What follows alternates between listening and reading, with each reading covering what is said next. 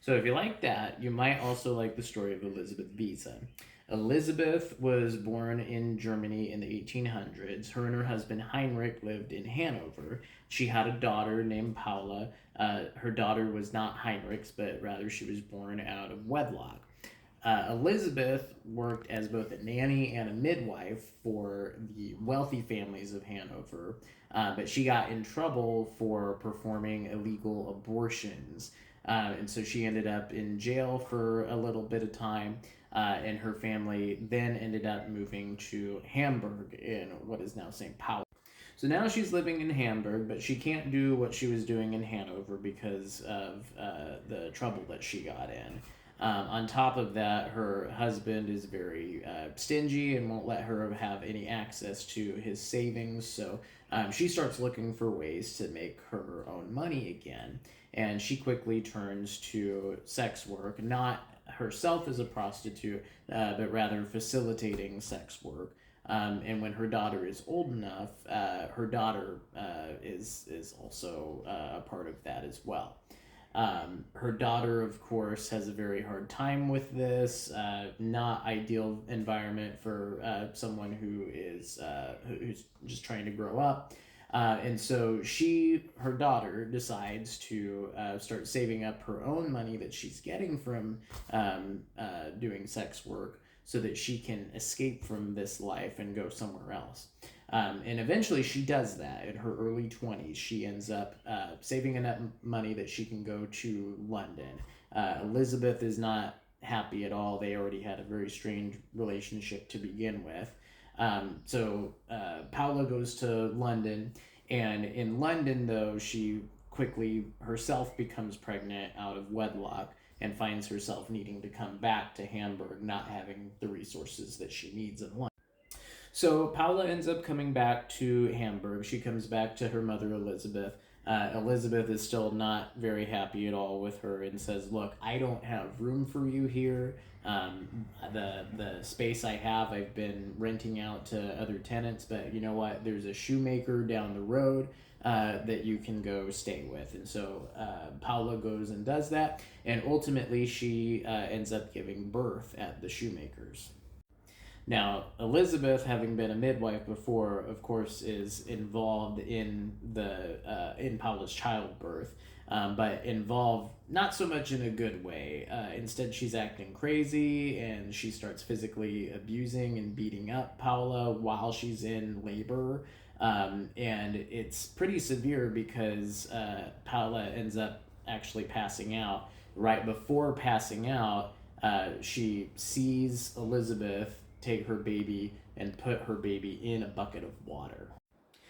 When Paula ends up coming to, her mother Elizabeth tells her that her baby was stillborn, but that doesn't quite sit right with Paula because she remembers the baby being alive when Elizabeth was placing him into a bucket of water. So something doesn't sit right. Obviously, the relationship is completely broken at this point. And so Paula decides to just go off to London again. So in the meantime, Elizabeth is finding more ways to make her own money. She has started to put out newspaper ads for women who find themselves in similar situations where they're pregnant out of wedlock. And instead of offering abortions, she's offering to these women, hey, I can find your children better homes, either through foster care or through adoption. She herself becomes a foster parent, and she starts taking money from these women to facilitate these adoptions, which weren't actually legal at the time and would be more considered human trafficking. And this goes on and on and on. And while this is happening, some of these women start coming back to her asking about the children. Where did my child end up? And some of these women are potentially wanting to be reunited with their children if they've gotten their lives together a little bit more and might actually have the resources to take care of them. But Elizabeth tells them answers like, oh, yes, we found a beautiful home for them in Austria, or they might not get any straight answers from Elizabeth at all. And it starts to become apparent that these children are just straight up missing. On top of that, there's other strange things that about Elisabeth that people are starting to kind of put together. For one, she's very superstitious. She's known for saying things like children's blood and the blood of doves both bring good luck.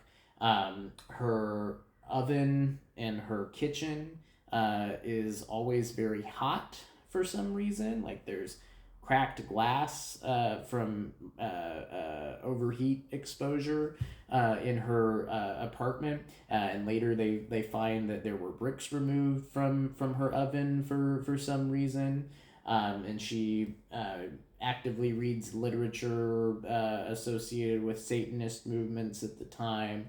And so people are starting to become really concerned. And one of these people is a sex worker that was in Elisabeth's ring that decided to write her daughter, Paula, who's now in London, to say, hey, this is what's happening with your mom. And people are starting to accuse her of murder. So Elisabeth, upon hearing this, starts to think to herself, oh, I'm remembering my own birth experience here. She puts two and two together very quickly and decides to return to Hamburg, get the police involved, and accuse her own mother of murder. So Elisabeth is put on trial, and all of the evidence is put before the judge and the court. All of the strange things that she's doing, all of the things that are kind of witchcraft esque. And of course, all of the evidence of the missing children.